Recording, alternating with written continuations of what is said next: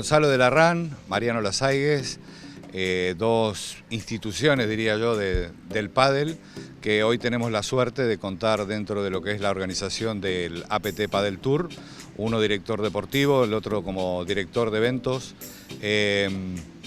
¿Por qué la apuesta, Gonzalo, por este circuito? Bueno, hay que diferenciar este circuito por varias razones. Uno, porque puede ser el mejor escaparate, especialmente para los chicos jóvenes. Creo que puede ser un trampolín importantísimo para todos ellos, especialmente en Sudamérica. Prácticamente en Sudamérica no hay un circuito, no ha habido, ni lo hay, un circuito ahora sí de estas características. Y creo que esa es la base fundamental y es la base que nosotros tenemos, es por lo que estamos trabajando.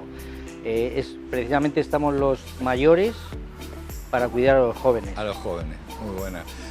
Maru, en tu caso, ¿cómo estás viendo APT Padel Tour en estos primeros pasos?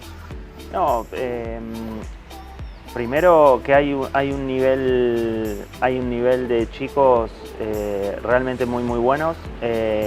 Creo yo que con un circuito de estas características los puede llegar a mantener motivados y cada vez mejorando la performance y todo. Entonces creo que el APT llegó en un muy buen momento.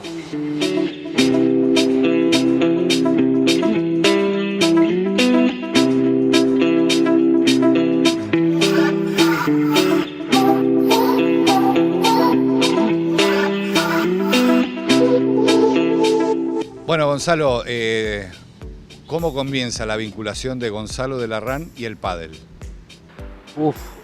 Hace muchos años, hace aproximadamente 31 años. Empecé, aunque parezca mentira, empecé como jugador. Hay gente que se sorprende, pero le daba mal, pero le daba la raquetita. Y me vinculé especialmente por la organización pura y dura, empezando por torneos entre amigos, luego vinculándome al circuito profesional que existía en España, que era el circuito Bifitter, y a partir de ahí, federaciones, empresas organizadoras, circuitos profesionales, hasta hoy. Han sido 31 años dedicado prácticamente al pádel. Ha sido además el primer árbitro internacional, o sea, los partidos de amigos, como quien dice, no había árbitros. No, al principio no había árbitros.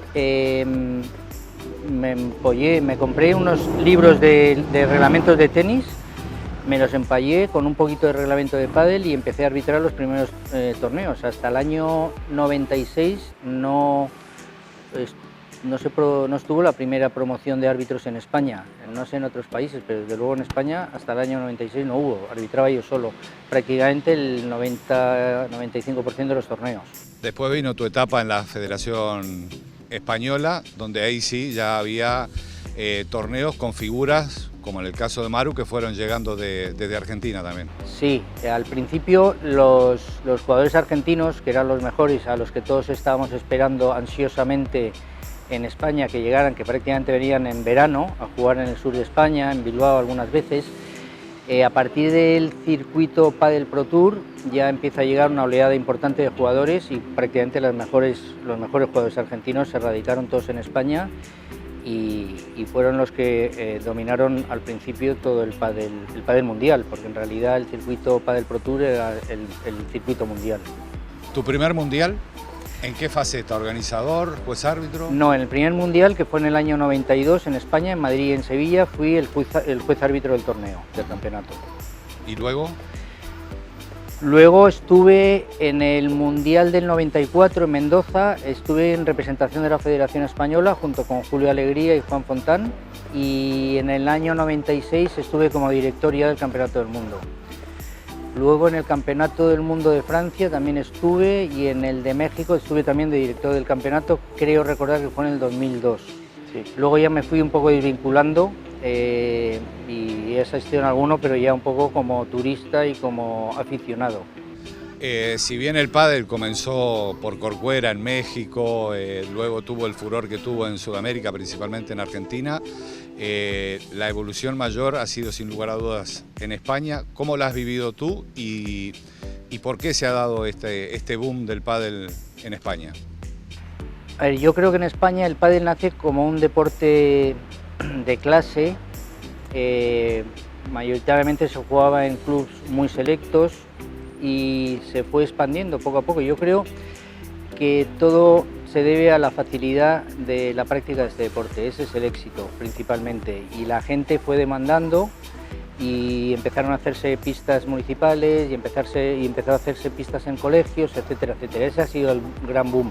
Esto coincidió también un poco con una crisis en Argentina, una crisis económica que motivó un poco que el pádel se viniera un poquito abajo en Argentina. Eso también motivó que jugadores argentinos emigraran a Europa y vino un poco así todo rodado.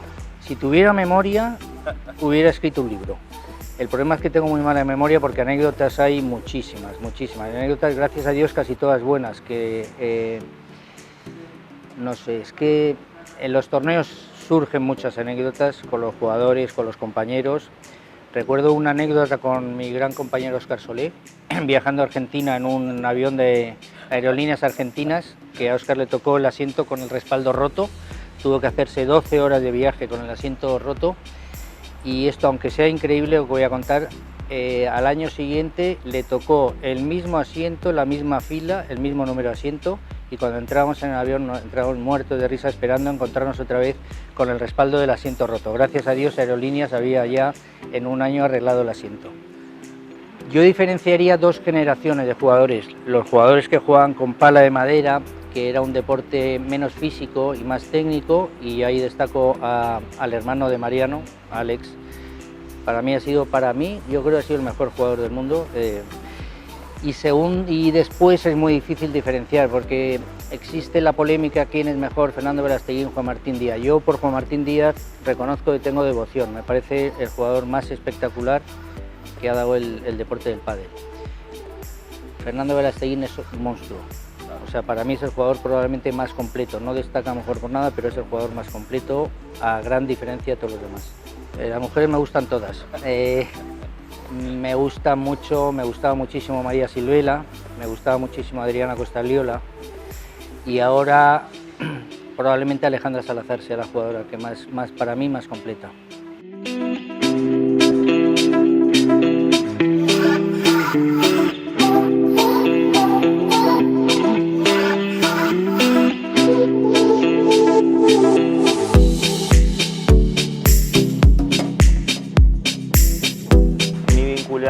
Profesional en el 91.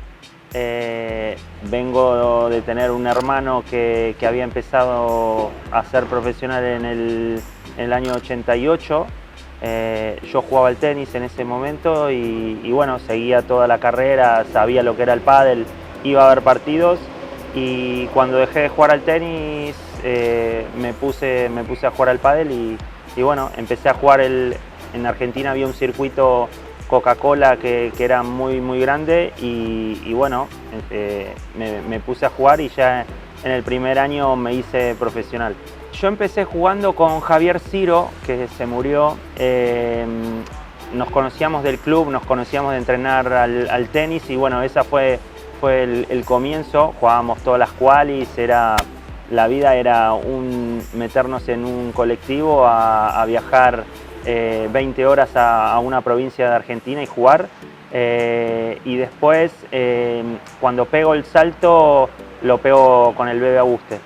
Nosotros jugamos en estadios de 2000 personas y es más, cuando hablaba Gonzalo y contaba de los mundiales, nosotros en el Mundial 94 que jugamos las finales había 4.500 personas ahí, se llamaba una burbuja porque el techo era como un globo y el ambiente que se movía ahí fue increíble.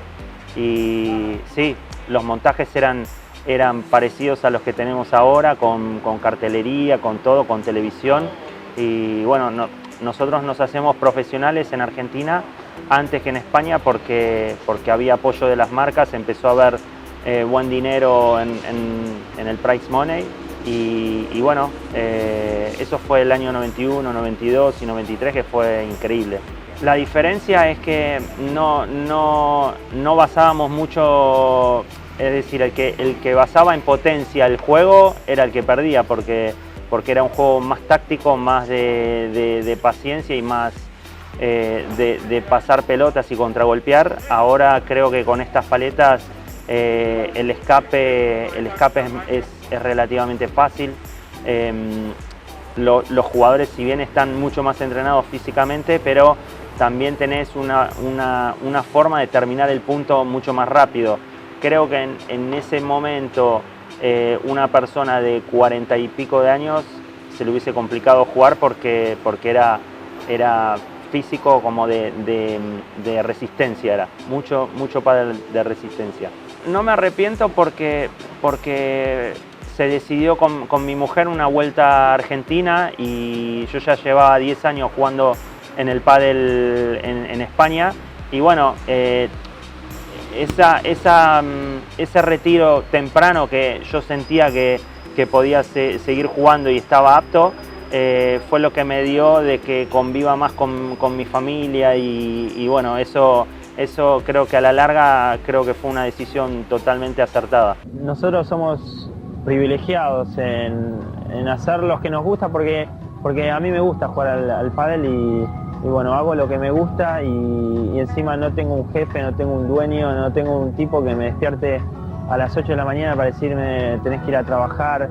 De repente si estoy mal anímicamente no entreno, me pongo a hablar y creo que mucha gente no puede hacer esas cosas. Entonces creo que voy a jugar al pádel hasta que no pueda más. Veo materia prima no solo en Argentina, sino en Paraguay, en Brasil, en muchos países. El consejo que les daría a chicos de 17, 18 años, que el esfuerzo siempre paga, siempre es bueno, que sean profesionales, que acá vino un circuito que es profesional, que reparte mucho dinero, que se puede ganar la vida y que sean profesionales y que realmente entrenen y den lo mejor de sí, porque tienen la posibilidad de vivir hoy de lo que más les gusta. Yo cuando empecé, yo lo tuve muy claro, fui por la rama del tenis y lo tenía muy claro que yo quería ser deportista. No se me dio con el tenis, se me dio con el pádel, pero es una vida que es maravillosa. No tenés jefes, sos tu jefe, tu compañero, tenés una persona al lado que tira exactamente igual que vos, tenés logros, decepciones, es una montaña rusa de sensaciones que creo que ahora que me estoy poniendo viejo es lo que te gratifica de que realmente yo llego al final de mi vida pensando que exactamente hice lo que quise. Una anécdota, no sé si anécdota, pero sí, en el Mundial 94, mi hermano era pareja número 1 del mundo, nosotros éramos número 2 con el Bebe, llegamos a la final, iba 5-3 arriba en el tercero, que nunca más me lo voy a olvidar, y nos ganan ellos. Mi mamá viendo el partido fuera, era todo muchas emociones y bueno, eso es como algo que siempre uno lo va a llevar como familia dentro del corazón. Yo coincido exactamente con Gonzalo. Para mí, mi hermano era lo que un jugador, recursos, ganador, una mentalidad increíble. Pero Juan Martín Díaz para mí era el jugador que a mí me encantaba ver, las cosas que hacía, la magia que tenía. Creo que yo lo compararía con Alejandro Sanz, por ejemplo, pero creo que Juan Martín era como más completo y mi hermano obviamente una máquina de ganar, era una máquina de los partidos muy importantes, siempre jugaba 9-50, 10 puntos. Era ¿Mejor golpe? Mi mejor golpe, creo que no me defino por un mejor golpe, me defino como algo, como una persona, un jugador completo, que soy más defensivo, que tengo un compendio de cosas, que soy bueno en la defensa, pero también en la transición del contragolpe también soy muy bueno, pero no creo que me defina un golpe a mí.